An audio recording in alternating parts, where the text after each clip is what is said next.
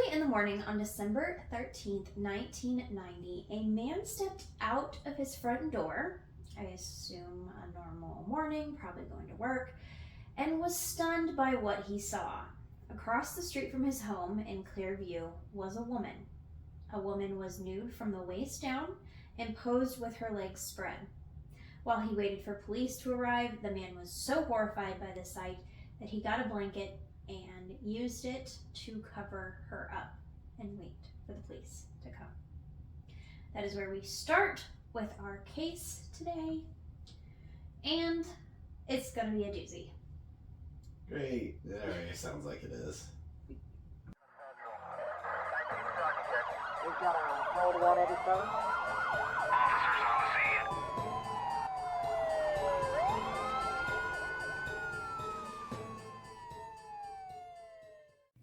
Some of my content has mention of extreme violence, sexual assault, and or other triggering content. Discretion is advised. Hello. Hey, we're back. We're back. It's been a while. It's been a while. Life got busy and crazy and Still heavy. is, but Yeah. you know. Still is, but here we are back to tell another story, and I'm coming in with a banger Coming in hot. Coming in hot. We have a serial killer. So, Which I don't think we've done too many on this podcast. You're more tend to do more of the mysterious case type thing. So yep, serial killers it's kind of new for us. right. But I took this hiatus to kind of find some different cases. We are coming back very crazy because we have this case, which is weird and crazy, and yeah. And then we've got a disappearance coming up.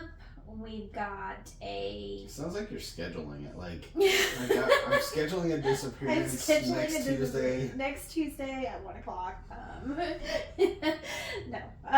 We've got a strange disappearance, which is kind of a locally case. Kind of local to us. And then we've got a big case that's going to be a multiple-parter. Where I'm coming at it from different angles. So that'll be interesting. So yeah, up on the schedule is some crazy stuff. If you'll just bear with us through our life happens stuff. Yeah, and speaking of life happens, so our audio is going to sound a little different today. One of our mics decided to charge and one decided not to. So we are going off of camera mic today, so we might sound a little more distant.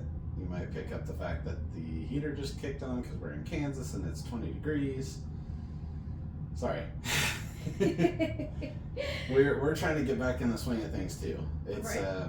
Like we had an extra long Christmas break and we're trying to remember how to go back to school. Yeah, I had definitely an extra long break,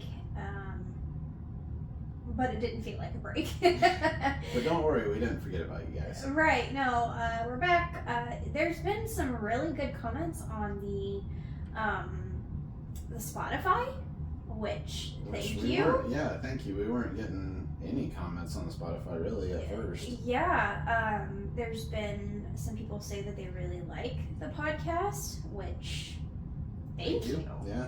That's unexpected. We're getting quite a few still listens on the YouTube. People are still interested in the Casey Anthony saga. People are still liking and subscribing, all that good stuff that you have to say on YouTube. Right. Smash that like button. Yeah, we have a hard time with that part, but yes, thank you for all of you who are smashing that like button. Yes. Did I do that corny enough? I was trying. You did. Yes, thank you for everybody who is tuning in, even just watching one video and being like, that was good, we'll see you later. Like, yeah. Thank you. No, we do really appreciate it. Yeah, so today's case I heard a little blurb about. I'm not going to get too into it because I want to surprise you, as I always do. And if you're new, this is kind of our format. Usually she does all the research, and I'm coming in completely cold, know nothing about the case, don't know. She hasn't told me anything. All she told me is this one might be long. So that's all I know going into this. So I'm going to be hearing along with you guys and giving my opinions and thoughts and shock. Shock and awe. Yeah, shock and awe. There's definitely some discussion points in this case that we're gonna get to. But yeah, buckle up. It's kind of crazy. All right. So in that first little blurb that you were introduced to, we have a body. Right off the bat. Not a mannequin. Not a mannequin. The body was posed. So we're gonna get into this, and it's gonna be very interesting. Are we ready? Yep, I think. I don't know. You're hyping this one up. Right, and it's 1990, so it's not super far back, but It's before the age of everything being recorded, but not so far back that we don't know that serial killers are a thing. yeah. I mean, it's like post BTK, post Manson, so I mean, we know what serial killers are at this point. Right, and I will say that this is a serial killer, but it's not a well-known serial killer. Yeah, I figured not. I didn't think you would go. Jumping into Ted Bundy. Yeah, I was gonna say, knowing you, I didn't think you're gonna be coming in with one of the common cases. Right. Not at least without it being like a Casey Anthony multiple part. Yeah, for sure. So the police responded to this neighborhood, and it is Dallas's Oak Cliff. So we are in Texas. I feel like I've heard of that, but I feel like that's also a very common name. Right. I mean, they always call, neighborhoods something cliff, so maybe I'm. An oak. But yeah. So in the 1990s, the suburb of Dallas called Oak Cliff was a rough area. So I don't know much about what it is now. I tried to find some things, and people were just basically like, it's an area that people live. That was about as much as I got. So if you live or know someone who lives or has been there, drop some comments, let me know what it's like now, because the research that I did at the time was like people who just lived there and weren't involved in crime was like bars on their doors, very In the 90s. in the 90s. This was a real rough area. It was known for drugs and sex workers. Mhm. That was about it. So I don't know what it is now, but that's the feel I got from the research. Yeah, we really don't know Dallas area. I know we live in Kansas City, but Dallas is a good probably 10, 12 hours, I think. 8, 12 hours, somewhere in there. So we haven't really, we've been around it before, but not much. Right. We don't know the neighborhoods. So yeah, tell us if you do know. So this area had a really big problem with what they described as sex workers of the time. Now, they did not use that word. Yeah. They used a lot of other words, and I watched this little video about this case, and it was very discriminatory against sex workers of this time. Which, that's been a problem up until like the last few years when Right. people started to even now it's still a problem, but I think people are starting to become more aware now that, Yeah. that's a whole nother conversation to go into, but people are starting to be more responsible, just throwing that out there and not being so discriminatory. They described a lot of the sex workers of that time as being addicted to crack. Now, I don't want to say all of them were. Yeah, it's never good to generalize that to everyone. Right. They described this area as being, I don't even know how to say it without the way that they said it, that was just horrible, which was like they were kind of talking about these women as being the lower end. And that's not okay, and I don't want to say that.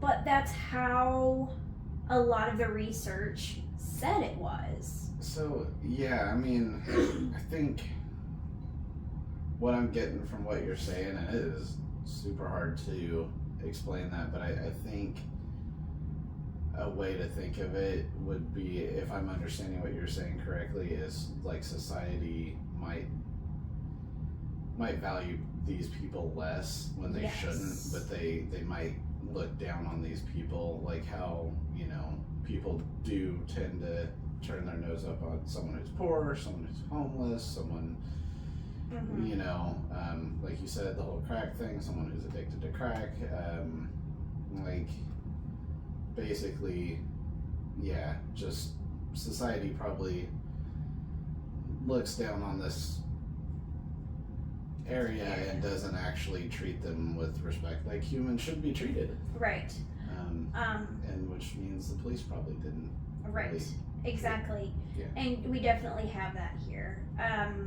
So a lot of what is described was that these, mostly women, were going through addictions. So what they would do is use sex work to get their next hit.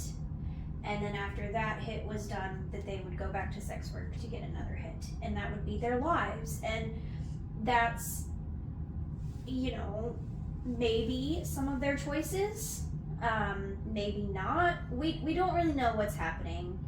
I don't want to generalize, but I do want to give you a good picture of where these women were at this time. It's really not a great life that they're in. And for those who are hearing and going through addiction, or hearing about people going through addiction, it's important to keep in mind that, like, when you're going through that, and I've never done a substance like that, but it is so hard for them to stop, not even just mentally, but physically. Like, you go into physical withdrawal symptoms. And so, to, you know, anybody who might be thinking, oh, we'll just stop doing it and then you don't have to go back into doing sex work, it's not like that. I mean, you could literally die from stopping, but you will die from keeping going. So, I mean, it's not as easy as just don't do it anymore. Right. They interviewed a lot of these women, and a lot of these sex workers had 20 to 50 clients a day. Wow.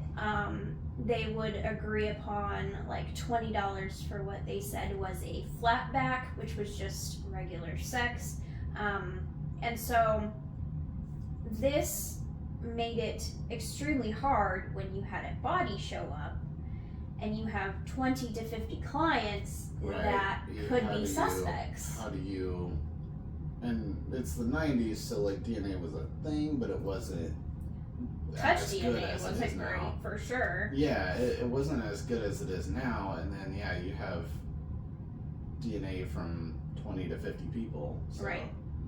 And this was all very like disturbing, but it was this sad reality for a lot of people at this time and in this area. And I'm not saying that this happens to every person who is involved in sex work. I'm not saying that it's everybody or everyone. No, but I think, and I'm sorry to interrupt you, but I think that it's starting to frustrate me a little bit, because this happens in true crime so much, is that you hear that people basically just take those people that are in sex work and just say, well, you know what, you shouldn't have been doing it. Yep. And they basically are like, I don't care as much about you because you were doing that. Right. And yeah, that's really what was frustrating me there. I'm like, that's just because they're having a hard time with it, we like should be helping people and not just being like, I don't really care about you.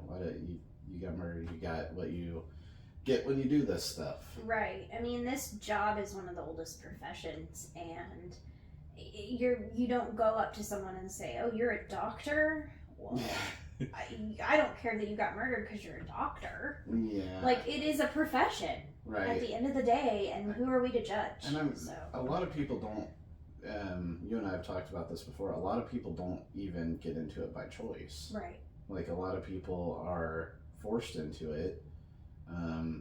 Like we were talking about with addiction too. Like, when you're really into addiction, you'll sell everything in your house, cheat, steal, whatever, to get enough money to get the next high.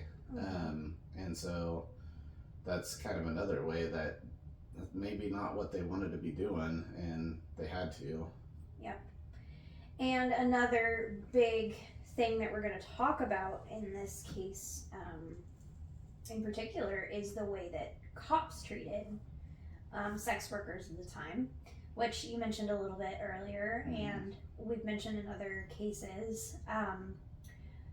Police were being called to this area for violence against women a lot, because you would have a client get mad at you and beat you up, or not want to pay you what you agreed upon, or whatever. So you had these women calling the cops, and the cops would kind of just be like, well, you're in sex work, what do you expect? And that's not fair. And that happened way too much, still happens a lot. I think now we're starting to become aware of it. This is going to be a sensitive question, but do you know from your research if this was like a primarily black area? The reason why I ask is because it's kind of been shown that like black women tend to get treated way worse, not even just by police, but just society in general. And so I kind of wondered if that, like when you have sex work, they're already treated bad. When it's a black woman in sex work, it's even worse, of how much the police and just public in general pay attention, as sad as that is. Right, and race does come up in this as we keep going, but there is a good mix. There's a good mix of both white and black, and of course, different other races, but in this case, we see white victims and we see black victims, and so I'm basically trying to understand the discrimination. Like, is there, and you did a good job of painting that out there. I'm trying to understand if it's like just discrimination against sex workers, or if it's also racial discrimination too. I'm sure there was, because I'm sure. It happens everywhere. Yeah. And it's sad. Right, but the one thing that I did want to make clear was that even if this is your job and you agree upon a sex act for your job, violence is never acceptable. Right. Like, that is never something that should happen, and call the cops, because that's not, I know a lot of people aren't comfortable doing that, but like, it's just not acceptable. And it's seen here, and then murder is seen here, and that is never okay. Right, it's never okay. No matter who you are. So that is a weird thing, though. You said call the cops, but what do you do when you don't think the cops are gonna care? And they're gonna take you to jail because you've been doing something that's illegal. So, it's hard. Call the cops is what you should do, but like, what do you do when that's not really an option? That's right. You almost have to, find ways of protecting yourself, basically. Like, if, find ways of getting out of the situation, find ways of, if you are getting attacked, find self-defense. I'm not saying fight violence with violence, but if you have to disable the person attacking you, do it. Yeah. And I think what we saw here a lot was the police, these women were well known to the police because they were getting multiple calls about violence. So these police officers knew what they were doing, and they weren't taking them to jail every time. They were, they showed a little bit of sympathy. Right. In these instances, but yeah, that's what we're seeing. Yeah, and there's a lot of people, and I think sometimes I sound that way too, that are like, all police are bad. I don't think all police are bad. Right. But I do think that there are some police that are bad, and I think, that gets into a touchy subject, but I think think a lot of police officers could get into it for the wrong reason because the incentive to have that power. So I guess my point with that is not some of those police officers were probably going by saying like, I know this is what you have to do, just checking in on them, and but then there's probably some that were, you know, I don't care, I got into this to abuse my power. Right. So yeah, it's probably a mix of both. So as we go back to our scene, which I talked about in the first part, you have this woman who is a sex worker. You have her lay down on the street, dead, partially clothed, or I think this particular victim was fully naked in a very posed position. So you have this killer wanting her to be found this way and posed to allude of her job being something horrible, and kind of drawing attention to this.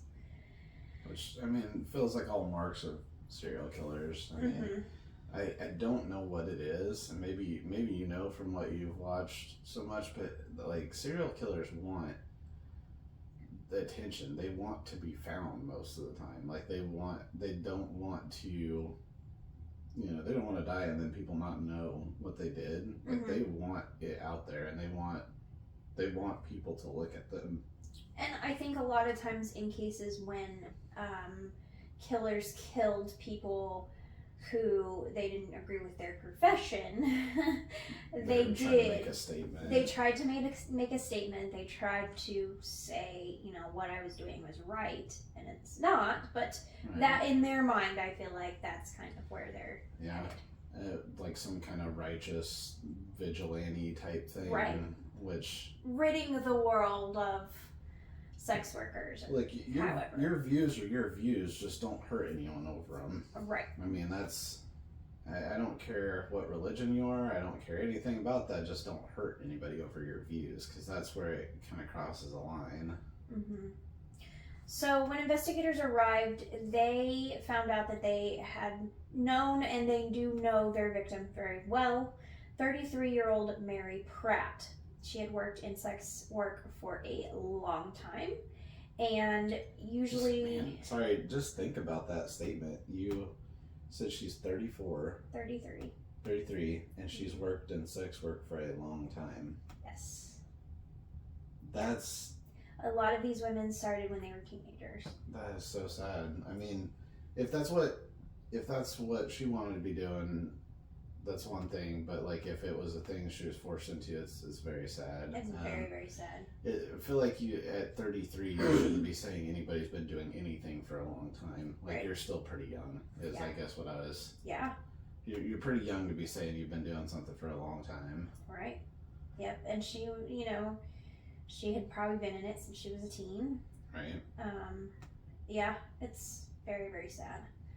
And she always worked and was known to work at the local Star Motel in Oak Cliff. Sex workers often called for help from their clients from this hotel.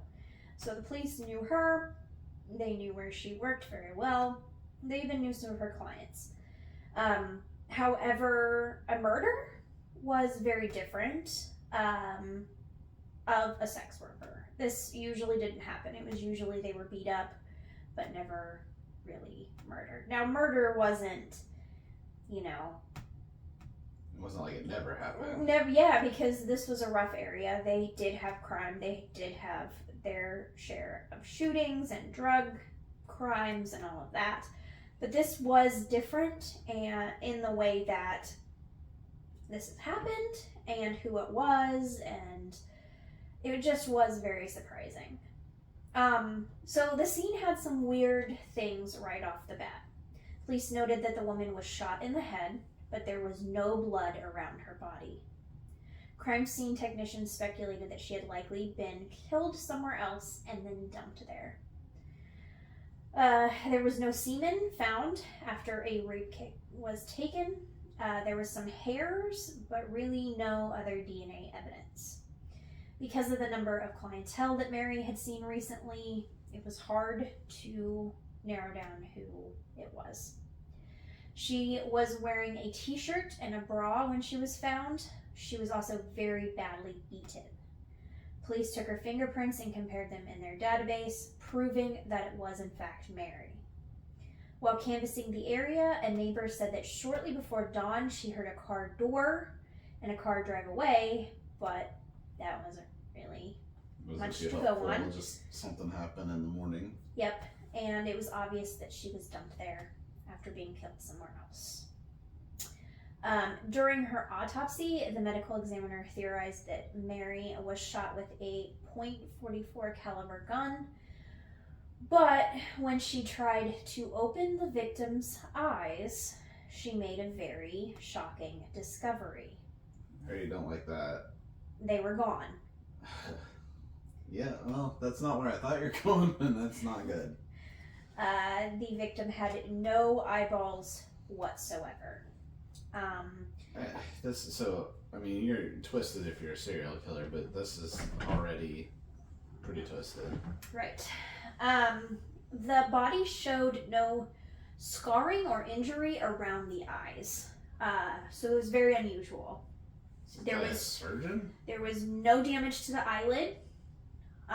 They had to get a surgical tool under the eyelid and cut the 6 major muscle groups that connected the eye to the socket.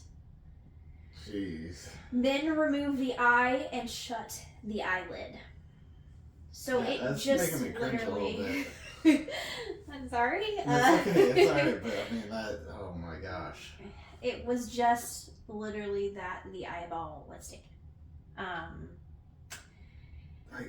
I'm really starting to go surgeon. Like at first I was like I threw that out there as a joke, but then now I'm kind of like it was half a joke, but now I'm kind of like, how do you don't get that from learning to hunt and stuff? Like some of the other, like you can say like, oh yeah, I mean they've hunted before, so that's different. You don't do that when you hunt. Yeah, and you didn't have YouTube back then. Not that that's a YouTube video somebody could find. But you didn't have YouTube, like how to surgically remove somebody's eyes. I really hope that's it, but I bet it would have 1 million views. Please don't do that, anybody that sees it. Like, we don't need this video out there. I really don't. Talk about YouTube, man. This is not gonna get monetized. Yeah, it's a pretty good chance, probably not. I was sitting here thinking, I'm like, I don't know the rules on Spotify, but that may even get. So the medical examiner was fascinated by this and just mind blown that this is even a thing. Whoever had killed Mary removed her eyeballs with precision usually limited to surgeons or morticians. Hey. I promise I didn't know this was coming. Right. So he took her eyes out and then took them with him, too. Like, they so were weird. not at the scene. It's so weird. Yes. So, if you didn't already know by now, this is the story of the eyeball killer. I didn't know that was his name, and that is not very creative. But, It's not. I mean, So it's welcome like to the eyeball killer, everyone. It makes me think of, so around Christmas time we watch Home Alone, and it makes me think of the guy that was like, we're going to leave the water running before we leave, we're going to be the wet bandits. It's like, right. It's got to be a more creative name than that, surely. Yep. Well, so here we are. Our first victim has no eyeballs. I can't imagine what like the police are thinking in this case too. They're got to be like, because this isn't just a normal murder. Like right. This is I don't know if I want to say targeted, but this is, I don't know. There's a message in it, I guess, and I feel like there's a lot of messages in this. Yeah, and I think they probably realize, but then you have to be like, what is the, like right now I'm sitting here, what is the message? I don't know. So I'm sure they were too. They were like, Probably sitting there going, I hope this is just one. Like, I hope this stops here. Right. Well, it did doesn't. not. February 10th, 1991. We have another victim. Her name is Susan Beth Peterson, and she was 27 years old. Now, the research that I found, Susan was a tough, strong woman. I feel like you probably have to be in sex work in general. Mm-hmm. She was beautiful, and she was smart, but she really did put these men in their place from time to time. Good. She was known to have been a tough sex worker, but also she was tough to the police. Like, she would go toe to toe and cuss those cops out and not feel bad about it at all. So she was a sex worker in the same neighborhood as Mary, and so they were familiar with Susan as well, because she was in their face cussing them out. Yeah, I was gonna say that would make her familiar with them for sure. Right, and she was not to be messed with, that is for sure. In her young years, Susan had been in the Navy, and that gave her this toughness and street smarts and tenacity, really, that she needed later. I imagine if you were in the Navy, she probably has self-defense skills too. Yep. So let's talk about this scene. She was found on the same road as Mary, just outside the Dallas city limits. She was nearly nude. She was posed and laid out in almost the same way as the other victim. She had been shot 3 times in the back of the head. There was a condom package placed next to her body, but no semen was found at the scene. So this was also, I feel like, a sign, or, purposely placed there. Right. There was a lot of discussion on the police force now if we have someone who was killed twice. Because I assume her eyes were removed as well. We're getting there. Wow. I didn't want to say it because I thought you were probably getting there, but... Yep. So they were like, is this? But the medical examiner found that her eyes had been removed as well. So now they're like, okay, we have a pattern. We have a pattern. And they called it in the little thing I watched a repeater. Which I was like, that is... Is that like... a weird word for it. Is that like... yeah, that is a weird word for it. It's almost like they're saying not quite a serial killer, but not a one-time thing, like somewhere in the middle, which I didn't really think of that as being a thing. I mean, I kind of feel like after you go over one at 2 different times, that basically makes you a serial killer. Right. Okay, so now people were freaking out, and the FBI got involved. They created... It seems quick for the FBI to get involved. It does. I mean, which is a good thing. I think the majority of it was that there was eyeballs removed. Okay, so I think they were like... I have to ask the question because I think people at home would be wondering this, and it is a very morbid question. Okay. Do they know if the eyeballs were removed post-mortem, like after they passed away, or do they know if the victims were still alive when that happened? I think they believe it was post-mortem. That's good, at least, because I mean, none of this is good. Right. But that sounds like absolute torture if they hadn't passed away. Yeah, I think probably due to blood. Right. And all of that. They do know that it was post-mortem, but it didn't really exactly say that either. Yeah. I mean, I know that was a messed up thought, but like, if this serial killer was trying to torture them and trying to teach them a lesson, basically, then I don't know what torture they're capable of. Right.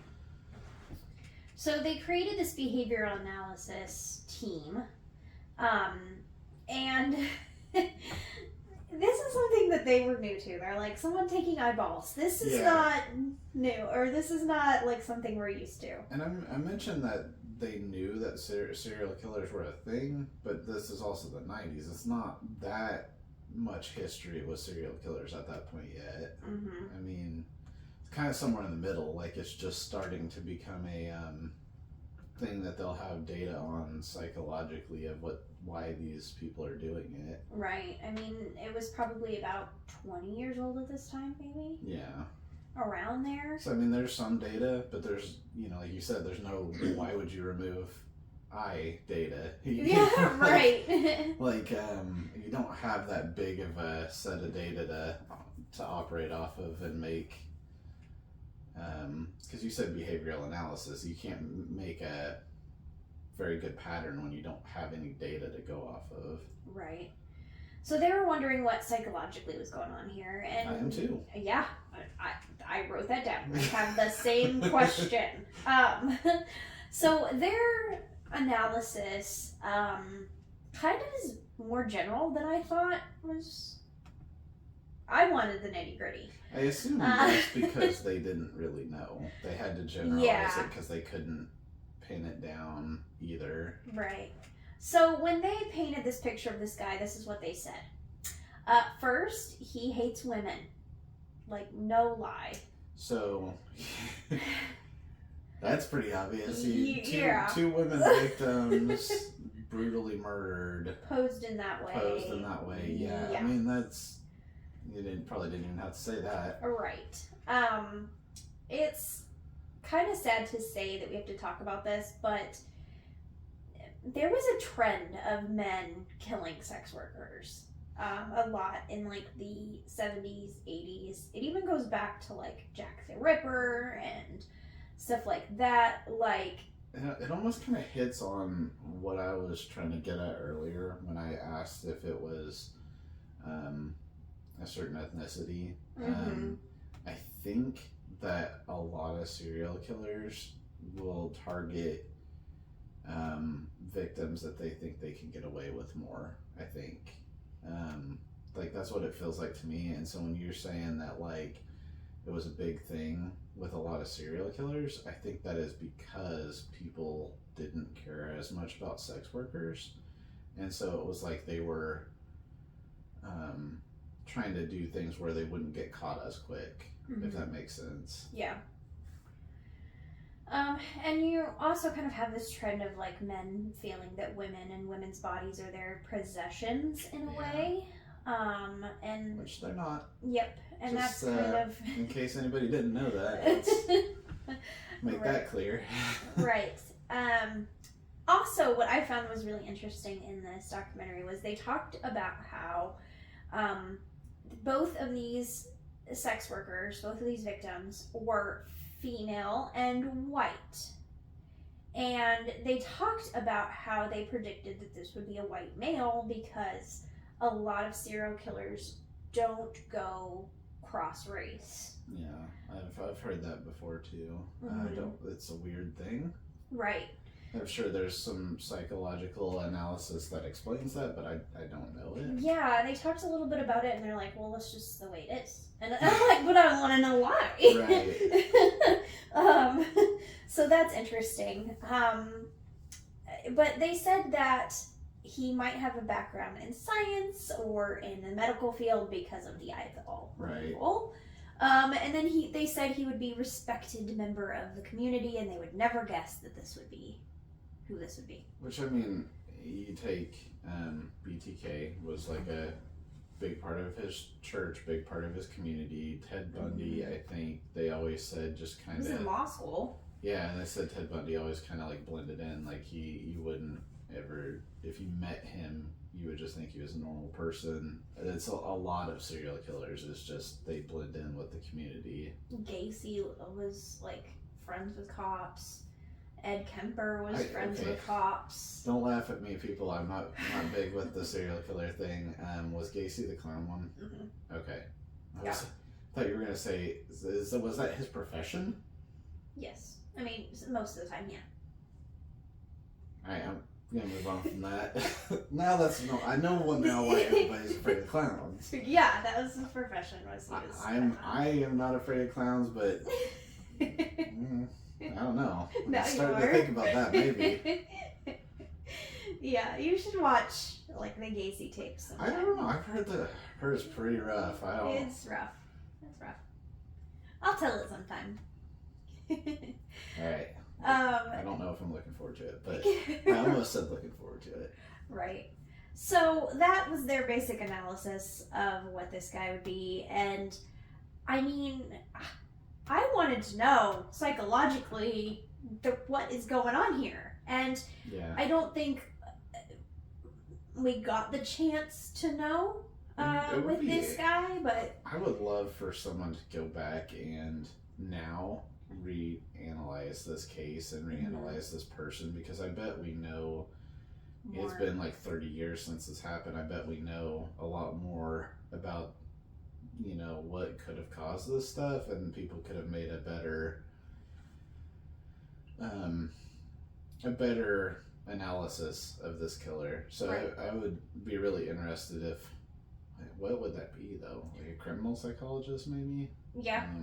Go back and reanalyze this case would be really interesting. Well, there is some stuff later when we get to find out who this is. Alright? But in the middle of it, like, how are you going to Yeah. find this person when all you have is, you know, Probably blends in with the community, doesn't like women. right? That's every. Hey, Never mind. not every. But- not every. Not every. But a lot. She was going with the every. I don't know if you want to say every white male or just every man, but that's where you're going. I know. Yeah. I'm not. I disassociate. I'm not one of them. I'm not a part of their community. You need that that sign. There was like a or was it on that documentary we watched or something? But it was a white guy and he's Oh, holding up a sign no, that said "I'm the So problem." yeah, I was gonna make that comment too. It was the comedian that we watched, Neil. Oh, Neil that's Brennan. right. Is Okay. it Neil Brennan? Yeah. Okay. He's like I basically go to protest and I carry a sign that says I'm the problem. because he's protesting himself Right. in most cases, which it's a really relatable joke. It's fighting for, well, you know, wanting to fight for justice for everybody else when it's like white males causing most of the problems. It's I feel you, man. All I could basically do is hold a sign and say sorry for all the other, you know, what all the other white males are doing. I'm trying not to be one of them. Right. Okay, so moving on. They also said that he would be happy with the amount of attention that he was getting. Yeah, because he's definitely trying to make news, trying to... He liked being feared. Right. Same with BTK too. Like BTK was, and we keep going back to BTK, but I keep going back to BTK because that's one of the only serial killers I really know. And that was his thing. Like he wanted to be infamous. Yeah. Like even when he was in the court, he was like, I want to show you how much I know about being a serial killer. And I mean, we're already demonetized probably on this one. We'll just say what Morbid always says, fucking Dennis. Yeah, right. If you haven't watched Morbid's BTK, you should. It's good. Yeah. So they didn't have a lot to go on until someone came forward and said that they were with Mary on the night that she died. Now Mary's our first victim. This woman was a sex worker. She had not come forward until now because she thought that she was going to get in trouble, which is really, really sad. Mm-hmm. She said that Mary and her and the killer all had a threesome the night of the murder. She said that after the job was done, that Mary got in the fight with the killer and he shot her, and that this woman witnessed it. She ran to a nearby house.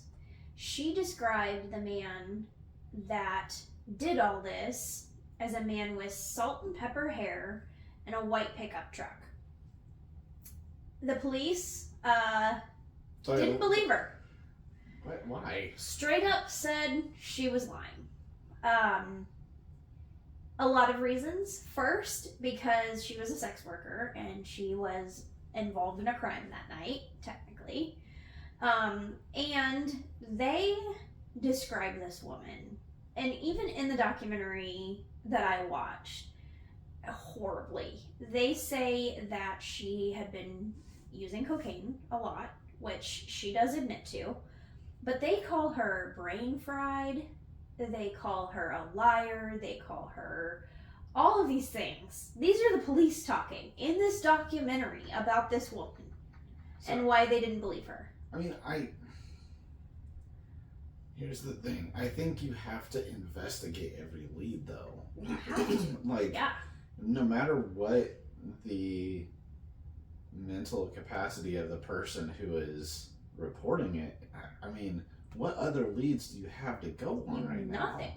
You have nothing else. Like, at least check it out. Mm-hmm. And it also makes me think too. So like, the other thought that popped into my head was when you were talking about it being like him removing eyes and it being like a surgical process almost, made me think like, okay, this guy was very methodical, very planned out, and then her story sounds like Chaotic. it just happened, Yeah. and then it was like it triggered something for this person. So it almost, to me, conflicts with what I thought he was going to be. I figured he was very planned out if he was doing stuff. I mean, you remove somebody's eyes, you gotta imagine you're not probably using like a machete. Like, you probably got tools on you or something. I don't know. Right. Like, I felt like he was planning for it, and then now it kind of makes me question whether he was planning on it or whether it just happened. Yeah.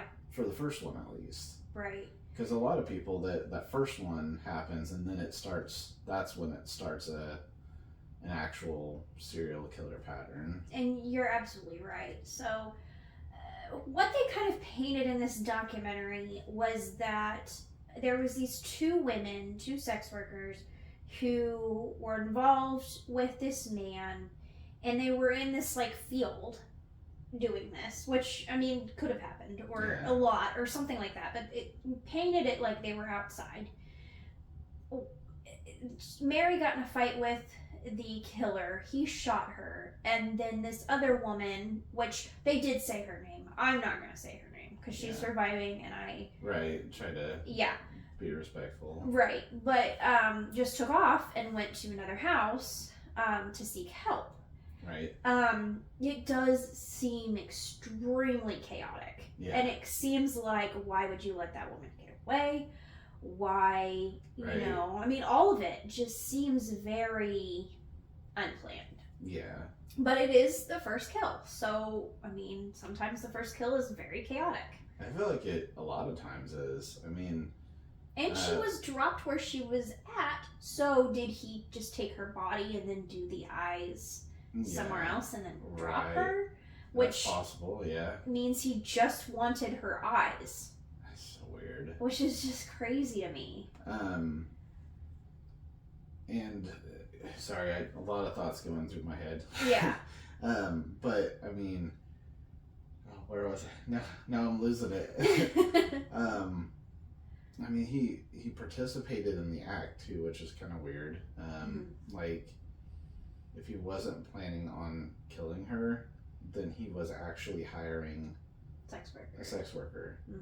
So if he's against it, but he was actually going to hire the sex worker, like that's what he was going to do, and maybe he meant to just like beat her up. I don't know, but there is a lot of men, serial killers, who will engage in sex work across the board without killing them too, just because they are either sex addicts or they enjoy it, and then either they fight back and they don't like that, so that's when they get killed, or they are fighting internally with, I don't like this, but I'm doing it. Right. Well, and they end up murdering. That happens a lot with killers who focus on like LGBTQ too, right? Where a lot of are questioning their sexuality and Why am I because of having that, sex with a man? and then they target men. Right. Yeah, I've heard that too. And I mean, it does happen with pedophiles as well sometimes. Yeah. I mean, across the board, like a lot of times you have an internal fight with someone that just bubbles over into murder. I hope it's getting better now with us actually paying attention to mental health, because that just seems so preventable. That like, if you're having an internal struggle with who you are, if you actually got help, if you actually went and talked to a therapist, you actually probably could talk some of these things out and understand it. Whereas in the 70s through 2000s, that really wasn't a thing that you were supposed to do, especially if you were, I think I've even said this before on our podcast, if you're a male, there's the stigma that you're not supposed to go talk and do therapy is absolutely wrong. I think we all know that now, and it's okay to get therapy. Yeah, absolutely. So you should actually. Everybody probably could benefit from it, even if you don't have major issues like that. It's still beneficial to work on things like that. All right, so March 10th, 1991. Now, this is just a couple of months after our last victim. We have another victim. So it's pretty frequent, sounds like. Yep. Third victim was named Shirley Williams. She was found, and this just shocked everyone because she was not the typical victim. She was black. And which completely threw off their what they thought. Yeah, their behavioral pattern. And it threw off a lot of people in the community too, because like they talked about how you're coming to these sex workers and you're saying, look, white sex workers are dying. So a lot of black sex workers were like, we're not, this not dude's tight. We're not, Right. So they just kept involving themselves in, with clients, and then they were like, oh, this could happen to us too now, It sounds horrible, but it almost feels like it was like a process of elimination for them, like them being like, what is the thing that's triggering him? Is it is it a race thing? Well then no, now they just eliminated that. It's not a race thing for him, it's most likely sex work. But it's almost like the more victims, the more they're like, well, it's not this thing. Yeah. And that's sad that it has to take more for them to find him, but there's not a lot of evidence. Right. And now you're also having these behavioral analysis, experts saying, well, do we have a black man that we're looking for or a white man? Yeah, like they just went back on their profile. They're like, oh, we gotta take a step back. Our profile wasn't right. Right. Also, what was different about Shirley was she was found lying near an elementary school. Now, a waitress found her. Thank the Lord that children didn't find her. Right. It's never good for anyone to find her, but... No, yeah. And this is another thing to think about is, like, we obviously focus on the victims, but also victims are the people who find these people. Right. Because that they are never gonna... That image is never going to leave their mind. Yeah, and I will warn you, I will post the links that I've used, but in that little documentary, they did show a lot of crime scene photos. They were very interesting and very important to see, but they're hard to see. That's another, I mean, we could and probably should make another episode of, like, the ethical... dilemma of that.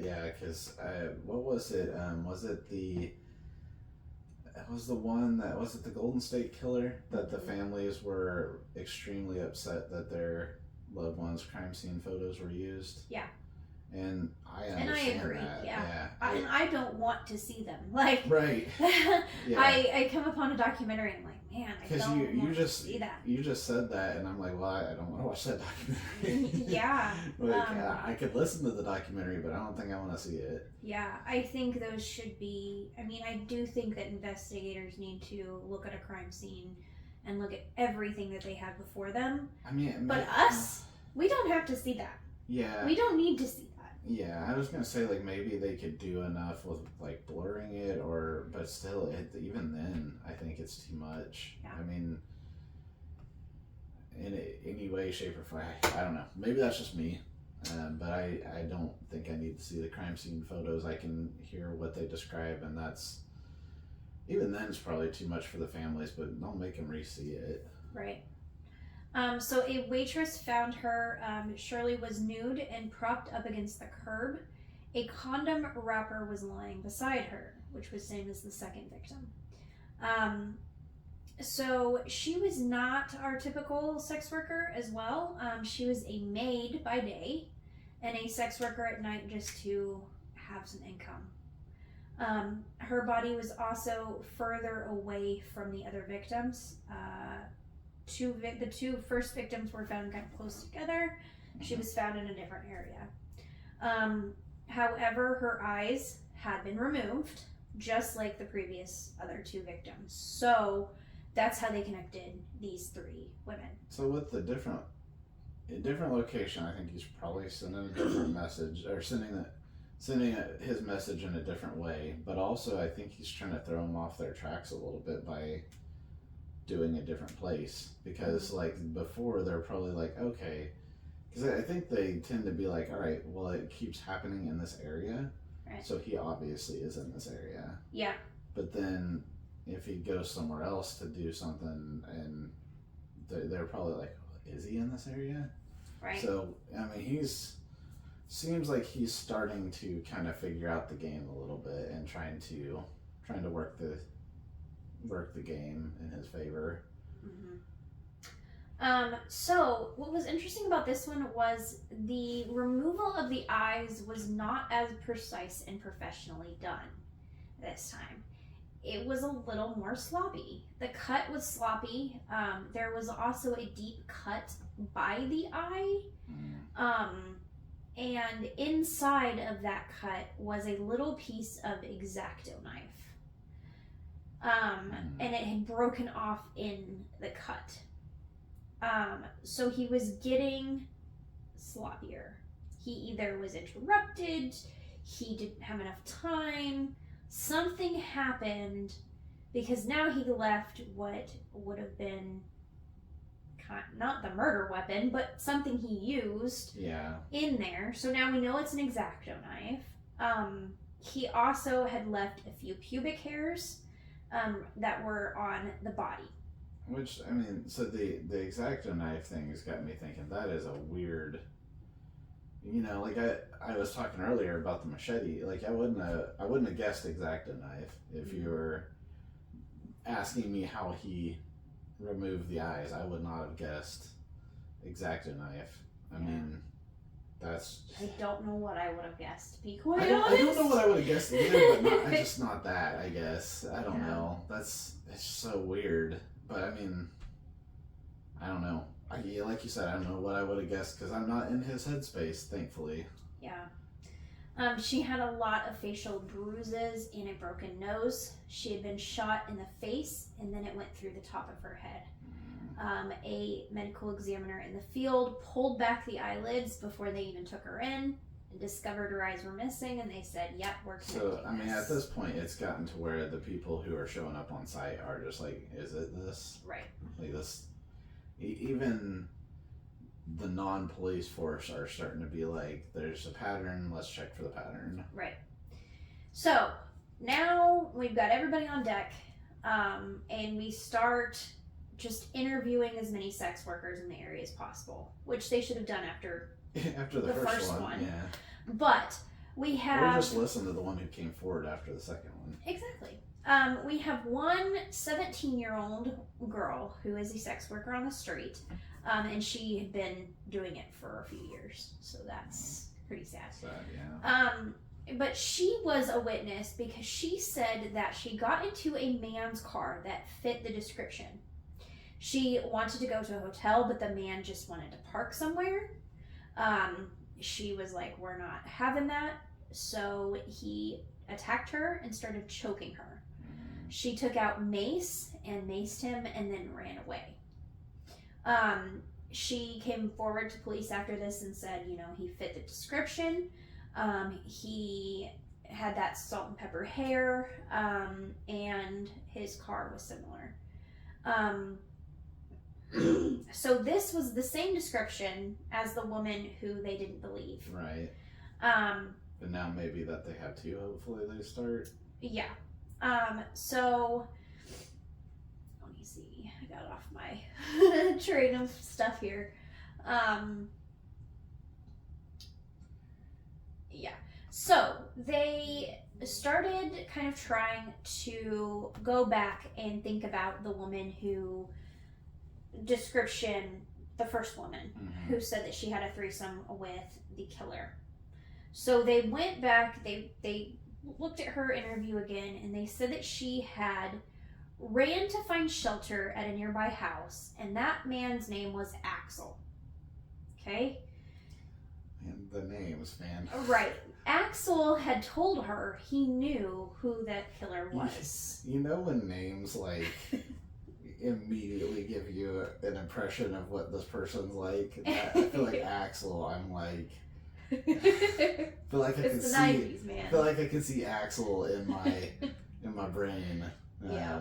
And Axel is, I mean, I don't even know. I don't think I would be running to Axel's house for comfort. Right. And it doesn't sound like he's done anything wrong. It's just that name. Yep. He told her that night that he knew the killer. So you're like, what? How does Axel? Yeah. What is going on here, right? So the police decided to go back to the address of this man, and the address that name was tied to came up with the ending of Albright. So people are like, all right, so we got this Axel guy. He says he knew the killer. The man that owns the house names is Albright. Let's look into Albright.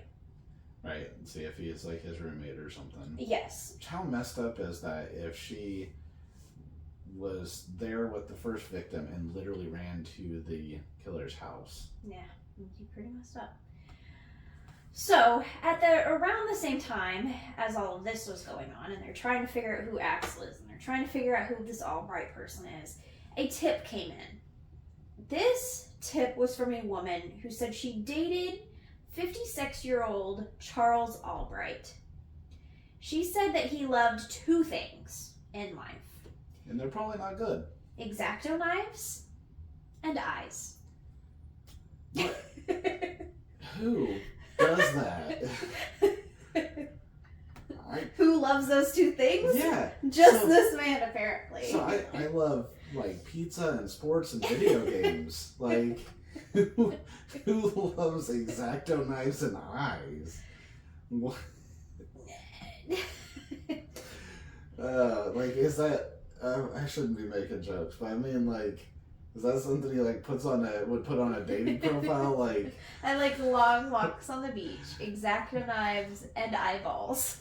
not like looking into your eyes, like taking them out. Yeah, the actual eyeball. Yeah, like... Ugh. Ugh. Oh my god. So he also had a criminal history of robbery and sexual assault of a teenage girl. The 17-year-old was shown a picture of Charles Albright, the one that came forward, and the second tip, I guess. Yep, and she was like, yeah, that's him. Why are they not going back to the first? I know they don't trust her as a witness, but I mean, ask her. It doesn't hurt to check. Right. So they went back to the first. Oh, okay, so they did. Okay. Mm-hmm. And they said, all right, we're going to show you a lineup. And she was terrified of this man. She was like, that's him. She wouldn't Get me even, out of here. like, yeah, at first she wouldn't even say it was him because she was so scared. Yeah. But They put 2 and 2 together. They're like, all right, something's going on with Charles Albright. He likes eyes. Let's go hunt him down. Whew. Yeah. So, let's talk about who Charles Albright is. He was common law married to a woman and lived close to the district that these sex workers frequented. He also owned rental property near where the 2 first victims were found. So that's a weird, kind of lucky coincidence that one thing led to another. Right. So 'Cause he I'm owned guessing that property right. that Axel Yep. was at. And Axel was like, yeah, I know the killer. He's Which my makes landlord. me think that Axel knew more than he said he I did. think so too. Come yeah. on, man. Yeah. Like I think I know that guy. He Right. really likes X-Acto knives. he really likes eyes and X-Acto knives. Oh gosh. Yeah.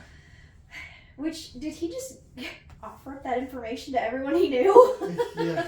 Like, hey, see my X-Acto knife? It's pretty cool. Yeah. I also like eyeballs. Yeah. Can I look at your eyes? No. No, please don't. So they also interviewed a lot of the sex workers in the area, and they said that they recognized him and that he was in the area a lot. So Charles first denied ever being with a sex worker at all. He said, I've never been with a sex worker. Never. He said he had never been with a sex worker at all in his life. He would never been in that area. Not me. They searched his vehicle. They didn't find any DNA evidence. Nothing. They also searched his home. They found many knives, many X-Acto knives, many guns. He had X-Acto knives of the same brand. Actually, people confuse me. Like, brains confuse me in general. How? Yeah. Well, set aside the eye thing. Mm-hmm. Who has like a thing for collecting X-Acto? What happened in your life to make you all of a sudden want to collect X-Acto knives? Like, there's got to be a childhood memory, trauma, something, right? There's some stuff. We'll talk about it. Oh, okay, all right. But, yeah. Fair enough. I'm curious. He also had the same brand of condoms that was left close to the victims. But all of this is circumstantial. Okay, the guy likes X-Acto knives and has the same brand of condoms. Right. But there was nothing. No proof yet. Right. They're like, where are the eyeballs? That's what I want to know. Yeah. What did he do with the eyeballs? Yeah.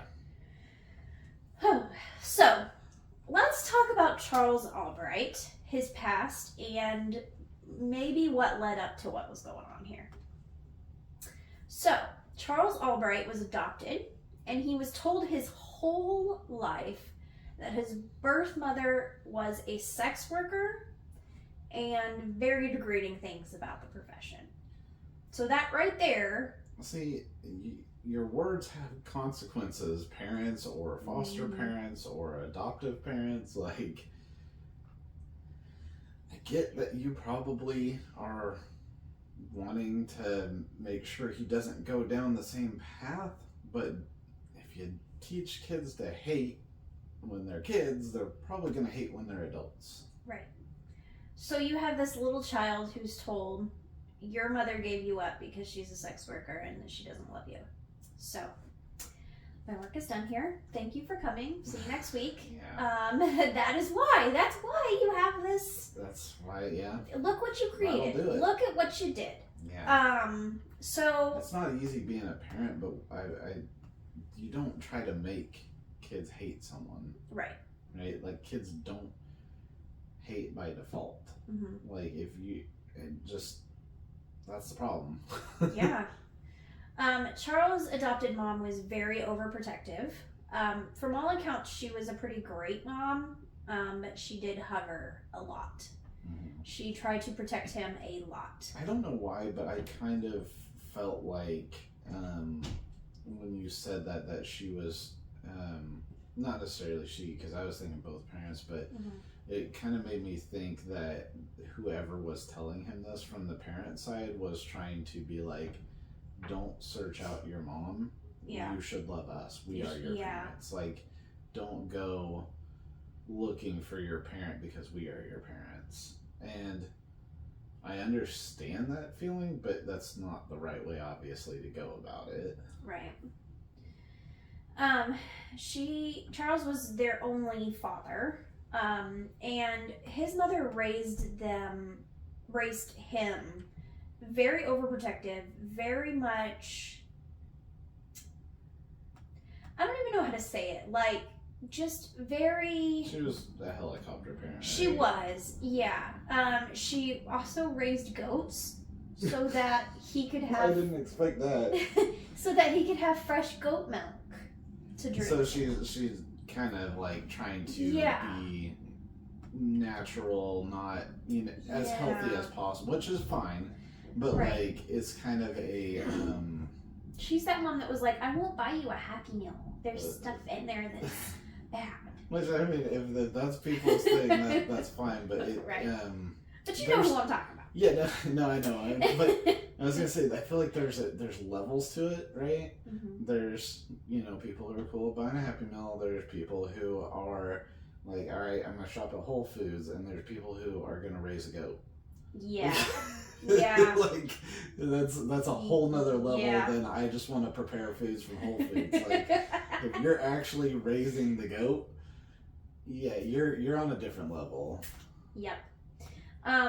Charles was smart. He skipped 2 grades, and his mother made sure that he did his studies and that he was kept in a lot of activities.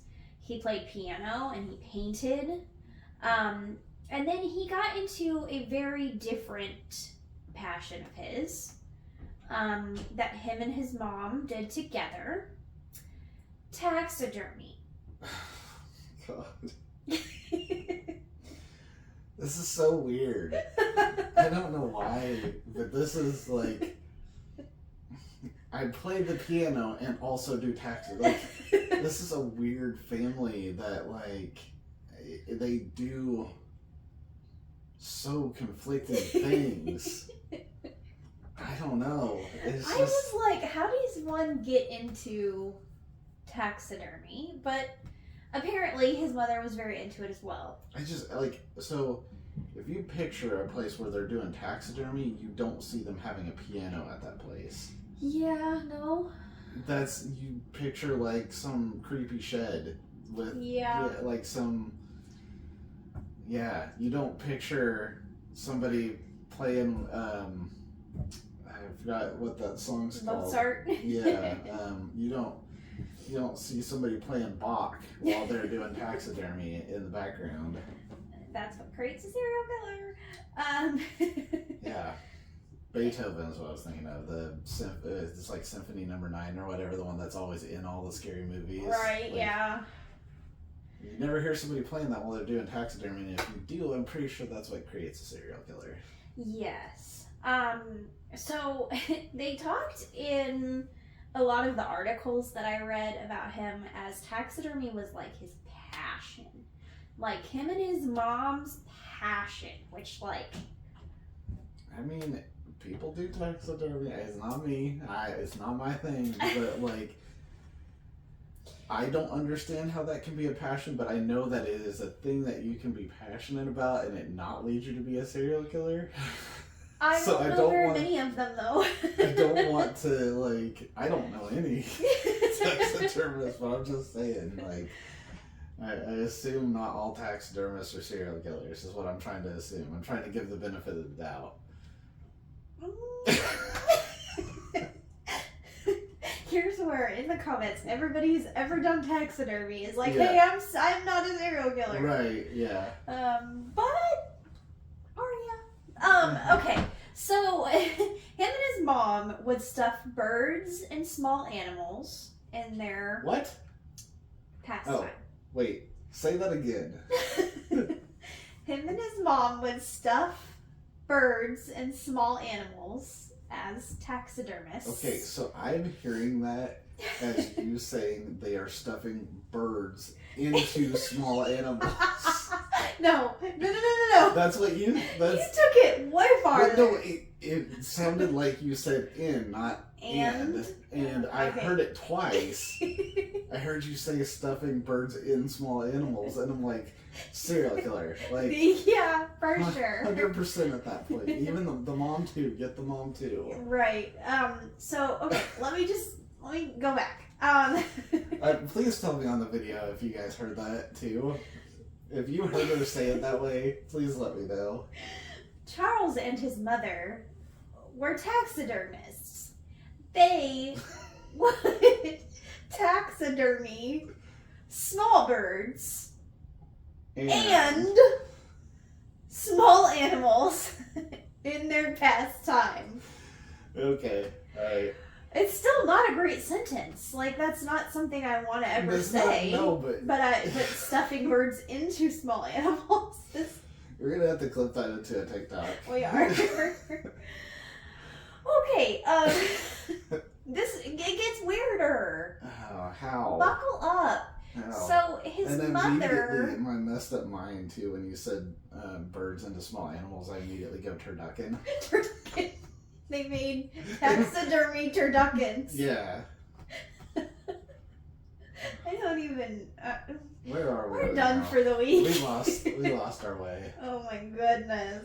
So it gets weirder. So his mother was very cheap when they did taxidermy. So she would cut out costs in certain ways. One of them was that she didn't want to buy the fancy glass eyeballs to put in the stuffed animal. So they would use buttons, black buttons. And this traumatized Charles because he wanted the glass eyeballs and not the buttons, and he didn't think it was fair.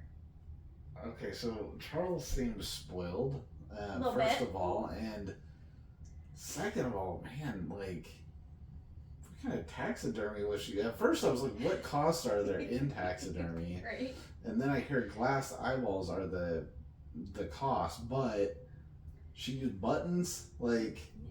They showed pictures of these things. They gotta and be no from thank nightmares. you. Like, No thank you. you're a terrible taxidermist. Like, nobody is gonna want your taxidermy. No one's gonna want anything you do ever. Yeah. Just stay away. But anyway, so this became his obsession with eyeballs and all of that. What a weird way. I don't What a weird story. This is just a weird story. Just Yeah, admit it. This is weird. It's a weird story, but like I feel like the other people who weren't victims, or like even maybe the victims' families, are gonna be like, so you're telling me that he did this because his mom wouldn't buy glass eyeballs for her taxidermy? Like, Yeah. I mean, like, there's something off, obviously. yeah, but it all seems to point back to his mom and what his mom was saying about about his biological mom, and Right. also what the eye thing, coming back to that. Like, it's just, I don't know, man. So they think that this started kind of an obsession with the eyeballs. There was an incident in college where his girlfriend broke up with him, so he cut all the eyes out of their pictures and then posted them I on the did wall. not know where you were going with that. I didn't know if it was like He cut out her eyeballs. she broke up with him, and he's like, hold on, Oh my god. let me see what I can do here. Oh jeez. Yeah, That's like scary. well, I mean, right now you've got me thinking, and he is deranged, but you got me thinking he's so deranged, I don't know what this guy's capable of. Right.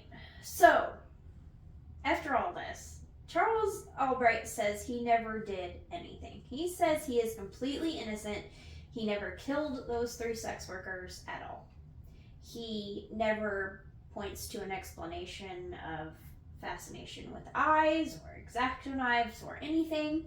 He never talks about it at all, except for the fact that he is on some interviews talking about how he reads books about them plucking eyeballs out, and he is the freakiest man Yeah. It gave me chills. He's like, I didn't do it, but I've read these books where they pluck these eyeballs out, and he's looking at the camera and he's all deranged, and I'm like, what is happening? I feel like so many people do that where they're just like, not What? pluck eyeballs, but so many people, No. so many people I feel like that are serial killers. I think they're almost like they want to express their knowledge of Mhm. the subject. subject without actually, like, I didn't do it, but I really know how to do it. Mhm. And it's like, no, you did it. I mean, that's not something everybody knows how to do. I don't know if you realize that.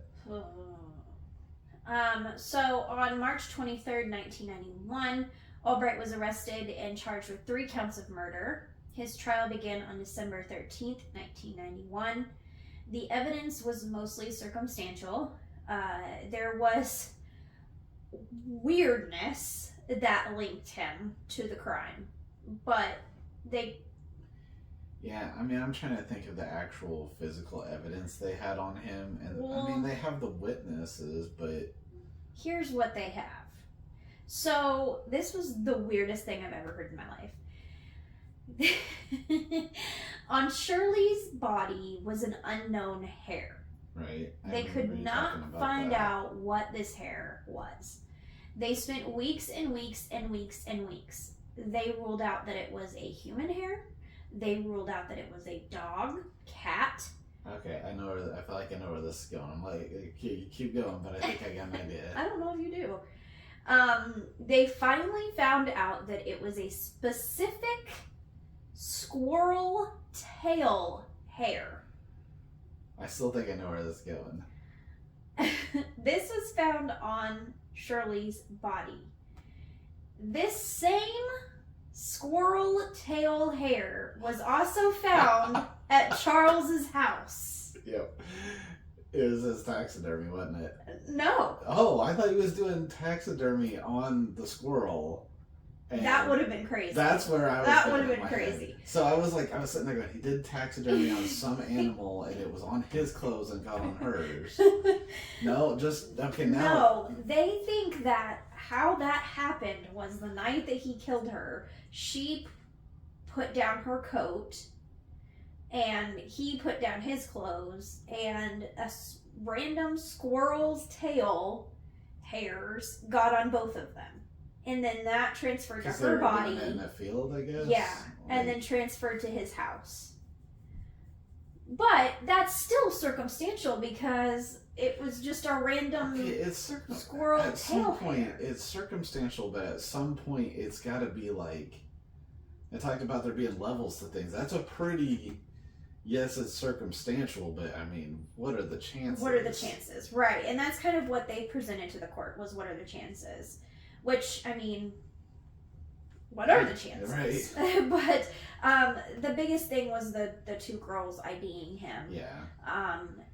But he left everything clean. There was no blood evidence. There was. I would be interested if they searched his X-Acto knives and found the broken X-Acto knife. That would have been interesting. That would have been. I assume they didn't because that would have been. Yeah, the I link. feel like that would have been a huge piece of evidence. He I mean, probably well, that one was so sloppy that he probably threw everything out. at that yeah, point. that's true. I was going to say, I'm like, well, what do you know, like people have broken X-Acto knives, like that's not weird. But then if you think about it, you probably match the piece into where it broke, Yeah, maybe. and see that the pieces fit. But yeah, it sounds like that didn't happen. Right.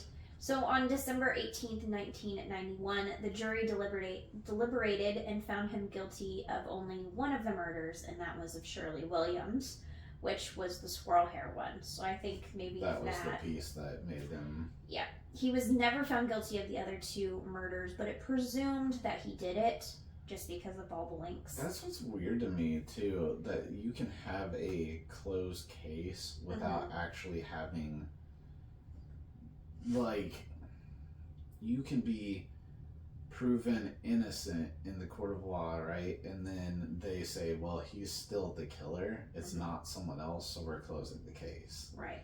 Like, that's weird to me that can just happen. Like, I feel like if you're going to presume him innocent, they almost would be going back and looking for someone like who did do it then. Right. Yeah. He was sentenced to life without parole. Albright died at the West Texas Regional Medical Facility in Lubbock, Texas, in August 2020. He maintains his innocence, and he never explained why he had a fascination with eyes. So we just never know. I don't know why he maintained his innocence at that point. I mean, know. without a chance of parole, he's not getting out. You might as well just talk about it. Right. Maybe he thought there was still some hope, some way he could get out, but so yeah, I don't he know. died. I mean, Maybe he thought he could overturn it somehow. if you look at it from just the evidence, I mean, I could see it being overturned because of squirrel hair. yeah, it's not a super strong case. Yeah. But he's dead, so good riddance. Yeah, right. And that is the case of the Texas eyeball killer. I don't have much to say to wrap that up. I think along the way we hit most of the talking points, but yeah. So don't teach your kids hate. Yes. Don't teach your kids taxidermy. Well, please don't teach your kids about eyeballs. Don't. Just buy the glass eyeballs. Yeah, if your kid wants a glass eyeball, what's it gonna hurt?